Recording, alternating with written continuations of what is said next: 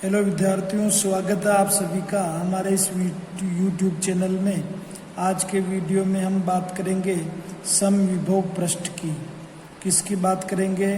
समविभव पृष्ठ। देखिए, समविभव पृष्ठ जैसा कि नाम से ही आपको मालूम पड़ रहा होगा कि कोई हमारे पास ऐसा पृष्ठ है जिस पर जो विभव है हमेशा समान रहता है। अब विभव जो है हम किसी बिंदु का देखते हैं तो हम विद्युत क्षेत्र में जो है किसी ऐसे पृष्ठ की कल्पना करते हैं जिसके प्रत्येक बिंदु पर जो है विभव हमें एक समान प्राप्त होता है। तो आप इसकी सिंपल सी परिभाषा बना सकते हैं कि विद्युत क्षेत्र में जो है कोई पृष्ठ, विद्युत क्षेत्र में वह पृष्ठ जिसके प्रत्येक बिंदु पर विभव का मान एक समान प्राप्त होता है, उसे समविभव पृष्ठ कहते हैं। तो देखिए, समविभव पृष्ठ का जो ये टॉपिक है बोर्ड परीक्षा के हिसाब से इम्पोर्टेंट है।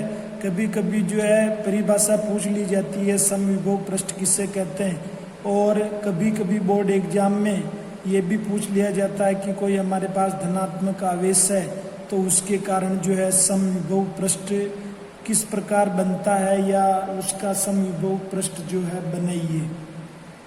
या फिर विद्युत क्षेत्र में कोई एक समान कोई विद्युत क्षेत्र है, वहाँ पर जो है हम कोई एक पृष्ठ लेना चाहें, 2 पृष्ठ 3 पृष्ठ अगर वहाँ पर है तो वो किस प्रकार समविभव पृष्ठ बनेंगे, उन पृष्ठों को हम किस प्रकार से रखें।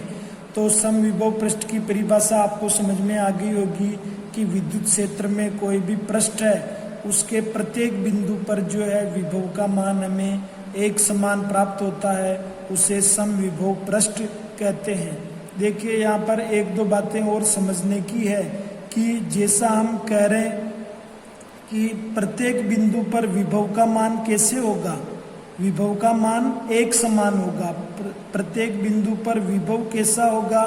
एक समान। तो अब आप बात करिए विभवांतर की। जो विभवांतर क्या कहता है कि 2 बिंदुओं के बीच का अंतर, यानी कि VB माइनस VA। ठीक है, अब तो यहाँ पर हम कह रहे हैं कि सभी बिंदुओं पर जो है विभव कैसा है? एक समान है, यानी कि A बिंदु पर जितना विभव है उतना का उतना ही विभव हमें B बिंदु पर मिल रहा है। दोनों में किसी प्रकार का कोई अंतर ही नहीं है। तो एक जो है प्लस की संख्या, दूसरी जो माइनस की संख्या, वो अपने आप को कैंसिल कर देगी। तो ऐसी स्थिति में हमारे पास विभवांतर कैसा होगा? विभवांतर शून्य होगा। ध्यान दीजिए, विभवांतर क्या मिलेगा? शून्य मिलेगा। कारण कि विभवांतर का मतलब ही विभव का अंतर है। यहाँ पर तो सभी जगह विभव एक समान मिल रहा है, कोई अंतर ही नहीं है। तो ऐसी स्थिति में हमें विभवांतर क्या मिलेगा? 0 मिलेगा।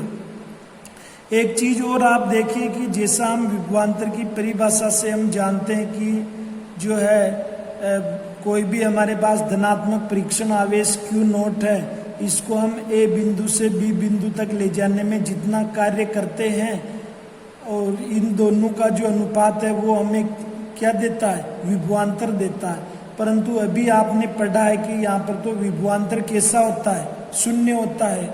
विभवांतर कैसा होता है? शून्य होता है। ऐसी स्थिति में जो किया गया कार्य है वो भी कितना होगा? किया गया कार्य भी यहाँ पर शून्य होगा। किया गया कार्य भी यहाँ पर क्या होगा? शून्य होगा। चलिए, एक चीज और देखिए, ये हमने कार्य को शून्य बता दिया, विभवांतर को शून्य बता दिया और विभव को हमने एक समान बता दिया। एक छोटी सी बात और कर लेते हैं। फिर जो है इसकी थ्योरी वाला भाग है, ये इसमें कोई न्यूमेरिकल या मैथमेटिकल वर्क नहीं है, तो आप थ्योरेटिकल भाग को केवल उतारना है, ये आप समझ लीजिए। अब जैसे कि हम कार्य की बात कर चुके हैं, विभवांतर की बात हमारे हो गई, विभव की बात भी हो गई। चलिए, एक चीज और देखिए कि हमारे पास मान लो जो है कोई परीक्षण आवेश है और उस परीक्षण आवेश को हम अल्प विस्थापन देना चाह रहे हैं। समविभव पृष्ठ में कोई परीक्षण आवेश है Q0, उसको हमने अल्प विस्थापन दिया है DL। तो जो किया गया कार्य होगा वो भी कैसा होगा? अल्प होगा। और कार्य का जो है हम क्या जो है अल्प कार्य होगा और उसको हम कुछ इस प्रकार से लिखेंगे। बल कौन सा है, विद्युत बल ही तो काम कर रहा है यहाँ पर, ठीक है, ये विद्युत बल और ये विस्थापन। तो ऐसी स्थिति में जो है हम पहले ही बता चुके हैं कि किया गया कार्य कितना होगा, शून्य होगा। किया गया कार्य कितना मिलना चाहिए, हमें शून्य मिलना चाहिए। देखिए डॉट प्रोडक्ट को हटाइए यहाँ से, तो EDL क्या मिलेगा, कोस थीटा। ठीक, अब जो है थीटा कितना हो, जब ये भाग हमें पूरा का पूरा शून्य मिल जाए, क्योंकि हमें किया गया कार्य कितना चाहिए, किया गया कार्य हमें शून्य चाहिए। तो यहाँ पर कोस थीटा का मान हम कितना लेवें कि ये 0 बन जाए, तो थीटा का मान हमें लेना पड़ेगा 90 डिग्री। तो यहाँ से आप क्या समझ रहे हैं कि विद्युत क्षेत्र, जो विद्युत क्षेत्र है वो जो हमारे पास में जो पृष्ठ होगा, भाई पृष्ठ पर ही विस्थापन देंगे हम किसी आवेश को, तो उस पृष्ठ के जो है कैसा होगा, परपेंडिकुलर होगा, लंबवत होगा। कारण कि थीटा हमें कितना चाहिए, 90 डिग्री चाहिए। क्यों चाहिए थीटा 90 डिग्री, क्योंकि हमें किया गया कार्य जो है शून्य प्राप्त होता है, तो हमें यहाँ पर भी इसको शून्य लाना होगा। तो जो हमारे पास पृष्ठ है, समविभव पृष्ठ, और विद्युत क्षेत्र है, तो समविभव पृष्ठ के लंबवत कौन होगा, उसके लंबवत होगा विद्युत क्षेत्र। और विद्युत क्षेत्र को हम किसकी सहायता से बताते हैं, विद्युत क्षेत्र रेखाओं की सहायता से। तो आपके पास 2 निष्कर्ष और आए हैं कि जो हमारा विद्युत क्षेत्र है वो उस समविभव पृष्ठ के लंबवत होगा, और विद्युत क्षेत्र रेखाएं जो है वो समविभव पृष्ठ के लंबवत निकलेगी। वो भी कैसे निकलेगी, लंबवत निकलेगी। देखिए जो भी इस टॉपिक का सार था मैंने आपको यहाँ समझा दिया है, अब तो केवल इसकी थ्योरी उतारनी है। तो सार हम क्या समझे कि उस पृष्ठ में है जो विभव हमें हमेशा एक समान मिलेगा, उस पृष्ठ पर विभवांतर का मान शून्य होगा, और उस पृष्ठ में किसी आवेश को जो है एक बिंदु से दूसरे बिंदु तक ले जाने में किया गया कार्य का मान शून्य होगा। और आगे हमने अभी देखा है कि भाई समविभव पृष्ठ जो है, समविभव पृष्ठ के लंबवत विद्युत क्षेत्र होगा। समविभव पृष्ठ के लंबवत क्या होगा, विद्युत क्षेत्र होगा। और विद्युत क्षेत्र रेखाएं कैसे गुजरेगी, समविभव पृष्ठ के लंबवत जो है गुजरेगी। ये मैंने समविभव पृष्ठ की आपको जो है मुख्य विशेषताएं बता दी है। समविभव पृष्ठ की जो परिभाषा भी हमने समझ ली है कि विद्युत क्षेत्र में कोई ऐसा पृष्ठ जिसके प्रत्येक बिंदु पर विभव का मान कैसा मिले, एक समान मिले। तो ये चीज हमारी जो है कंप्लीट हो गई। अब मैं बने बनाए जो नोट्स है वो मैं आपको यहाँ पर प्रदर्शित कर देता हूँ। आप वीडियो को पॉज करके उनको जरूर नोट कर लीजिएगा। तो ये जो है हमारा कौन सा वीडियो है, 8वें नंबर का वीडियो है, चैप्टर 3 जो है हम यहाँ पर पढ़ रहे हैं। देखिए ये मैंने पहले से लिख रखे हैं, तो आपको इनको उतारना है। इनको केवल क्या करना है, समझने के बाद अपनी नोट्स बुक में उतारना है। ये हमारा हेडिंग है समविभव पृष्ठ। परिभाषा इन्वर्टेड कोमा में, किसी विद्युत क्षेत्र में वह पृष्ठ जिसके प्रत्येक बिंदु पर विद्युत विभव का मान एक समान, या फिर समान लिख दें अपन, समान होता है, समविभव पृष्ठ कहलाता है। अब समविभव पृष्ठ की क्या विशेषताएं हैं मैंने यहाँ पर जो समझाई है। सबसे पहले अपन विभव के बारे में लिख चुके हैं कि विभव एक समान होगा। अब हम विभवांतर की बात करते हैं कि विभवांतर जो है कितना होगा। हमें ज्ञात है 2 बिंदुओं के मध्य विभवांतर कुछ इस प्रकार से लिखा जाता है। यहाँ पर आप धनात्मक परीक्षण आवेश भी जो है लिख सकते हैं, Q0, एकांक धनात्मक परीक्षण आवेश। हम पहले ही बता चुके हैं कि दोनों A और B बिंदु समविभव पृष्ठ पर है, तो ऐसी स्थिति में विभव कैसा होगा, एक समान होगा। और जैसे ही दोनों विभव का मान, दोनों बिंदुओं पर विभव का मान समान होगा, तो हमें किया गया कार्य क्या मिल जाएगा, 0। तो ऐसी स्थिति में विभवांतर हमें क्या मिल गया, शून्य मिल गया। तो यही चीज मैंने लिखी है, समविभव पृष्ठ पर किन्हीं 2 बिंदुओं के मध्य परीक्षण आवेश को एक बिंदु से दूसरे बिंदु तक ले जाने में कोई कार्य नहीं किया जाता है। ठीक बात है, ये कार्य एक तरह से हमें क्या मिलता है, शून्य मिलता है। कुछ भी कार्य नहीं करने का मतलब कार्य का मान 0। और ऐसे देखिए समविभव पृष्ठ के किन्हीं भी दो बिंदुओं के मध्य विभवांतर शून्य होता है। ये भी हमने अभी देखा था कि समविभव पृष्ठ पर जो है प्रत्येक बिंदु पर विभव का मान समान है, तो विभवांतर भी शून्य मिलेगा। चलिए अब जो है अपन देखते हैं कि विद्युत क्षेत्र और पृष्ठ दोनों के बीच का संबंध। तो एकांक धनावेश को किसी समविभव पृष्ठ पर एक सूक्ष्म या अल्प विस्थापन dl देने में किया गया कार्य जो है हम निकालें, तो वही मैथमेटिकल प्रक्रिया हम देखें कि अल्प विस्थापन है तो अल्प कार्य होगा। वेक्टर डॉट प्रोडक्ट है तो इसको हमने कोस थीटा साथ में रहेगा। और जैसा हम पहले ही देख चुके हैं कि किया गया कार्य शून्य होता है, तो ये भाग शून्य कब मिलेगा कि जब थीटा का मान कितना हो, 90 डिग्री। तो ऐसी स्थिति में हम इस रिजल्ट पर पहुंच जाते हैं। स्पष्ट है कि विद्युत क्षेत्र सदैव समविभव पृष्ठ के कैसा होगा, लंबवत होगा। चलिए एक जो है एक तीसरा पॉइंट या तीसरी विशेषता भी हम देख लेते हैं। एक बिंदु आवेश के कारण इससे r दूरी पर उत्पन्न विभव, हम ये पहले ही डिराइव कर चुके हैं कि v बराबर k q अपॉन r।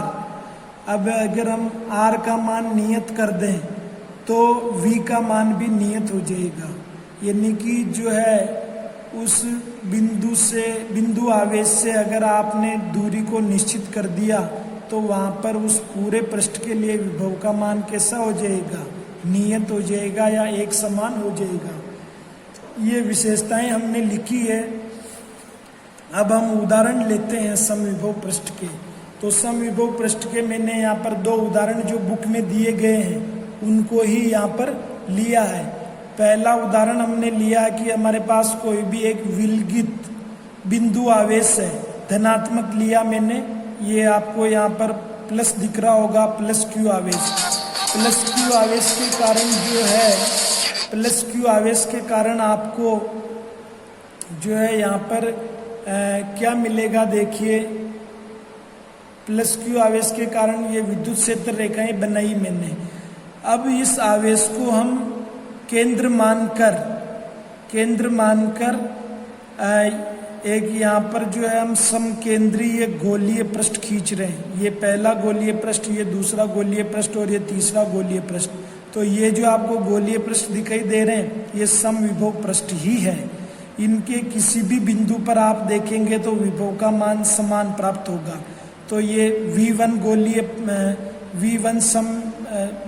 गोलीय पृष्ठ जो है हमारा ये समविभव पृष्ठ है। इस पर हमने विभव का मान V1 माना है, यहाँ पर V2 माना है और यहाँ पर V3 माना है। इधर मैंने नोट कर रखा है कि ये क्या है, ये समविभव पृष्ठ है और ये एरो के निशान वाली जो लाइनें हैं ये विद्युत क्षेत्र रेखाएं हैं। इसमें एक चीज और मैं आपको समझा दूं कि जो विभव होगा पहले सकेंद्रीय गोलीय पृष्ठ के लिए विभव होगा ये दूसरे वाले से ज्यादा होगा, तीसरा वाला और कम होगा। इसके पीछे का रीजन आप समझ सकते हैं कि जैसे जैसे इस बिंदु आवेश से दूरी बढ़ेगी वैसे वैसे विभव का मान क्या हो जाएगा, कम हो जाएगा, क्योंकि दूरी के साथ विभव जो है व्युत्क्रमानुपाती संबंध में रहता है। ये फॉर्मूला जो है KQ अपॉन R व्युत्क्रमानुपात में आ रहा, तो जैसे जैसे आप केंद्र से दूर जाएंगे विभव का मान घटता जाएगा। तो कोई भी एकल बिंदु आवेश है जिसे हम विलगित आवेश भी कह सकते हैं, धनात्मक लेंगे तो विद्युत क्षेत्र रेखाएं बाहर की ओर जाएगी। तो हम समविभव पृष्ठ जो आपको ये लाल लाइन से गोलीय पृष्ठ जो बने हुए हैं ये हमारे पास समविभव पृष्ठ होंगे। चलिए दूसरा उदाहरण लेते हैं कि हम क्या करते हैं कि विद्युत क्षेत्र को जो है x के अनुदिश लेते हैं। ये विद्युत क्षेत्र मैंने लाल लाइनों से बना रखा है, वेक्टर E। अब इनके हमें लंबवत पृष्ठ लेना पड़ेगा। जैसा हम पहले ही बता चुके हैं कि हमारे पास जो है विद्युत क्षेत्र और समविभव पृष्ठ जो होगा वो क्या है, एक दूसरे से लंबवत होंगे। तो विद्युत क्षेत्र के लंबवत जो हमने ये पृष्ठ बनाए हैं, आयताकार पृष्ठ, ये समविभव पृष्ठ को ही बता रहे हैं। ये पहला समविभव पृष्ठ, ये दूसरा समविभव पृष्ठ, ये तीसरा समविभव पृष्ठ। तो ये दो उदाहरण आपको अच्छी प्रकार से समझ में आ गए होंगे। कभी कभी है जो परीक्षा में इनको पूछ लिया जाता है 1 नंबर में। तो वीडियो को जो है पॉज करके आप इनको डायग्राम भी बनाइए और इनका जो है जो लिखना है उसको भी लिखिए। ठीक है, समझ गए होंगे आप पूरी तरह से इनको। चलिए अब यहाँ पर आ जाइए। जो मैंने विशेषताएं अभी पूर्व में बताई थी उनको मैंने यहाँ पर एक साथ नोट किया है। जैसा कि बुक में नोट किया हुआ है वही हमने यहाँ पर नोट किया है। इनको मैं जल्दी से एक बार पढ़ लेता हूँ। विशेषता कहें या गुणधर्म कहें या प्रॉपर्टीज कहें, किसकी? समविभव पृष्ठ की। समविभव पृष्ठ के प्रत्येक बिंदु पर विभव एक समान होता है। समविभव पृष्ठ के एक बिंदु से आवेश को दूसरे बिंदु तक विस्थापित करने में किया गया कार्य शून्य होता है। विद्युत क्षेत्र की दिशा सदैव समविभव पृष्ठ तल के लंबवत होती है। पृष्ठ कहें या तल कहें एक ही बात है। ये हम सब कुछ समझ चुके हैं। इनको मैंने केवल एक जय करके लिखा है जैसा बुक में लिखा हुआ। दो समविभव तल परस्पर नहीं काटते, क्योंकि यदि काटेंगे तब कटान बिंदु पर विद्युत विभव के 2 मान होंगे जो कि संभव नहीं है। किसी चालक की सतह सदैव समविभव पृष्ठ होती है। बहुत ही इंपॉर्टेंट है कि कोई भी चालक है उसकी जो सरफेस होगी वो हमें समविभव पृष्ठ देगी। वस्तुतः किसी चालक का जो संपूर्ण आयतन है वो एक समान विभव पर होता है। तो ये प्रॉपर्टीज जो है आप समझ लीजिएगा और अगले वीडियो में हम इससे अगले वाला जो टॉपिक है उसको पढ़ेंगे। वीडियो देखने के लिए धन्यवाद।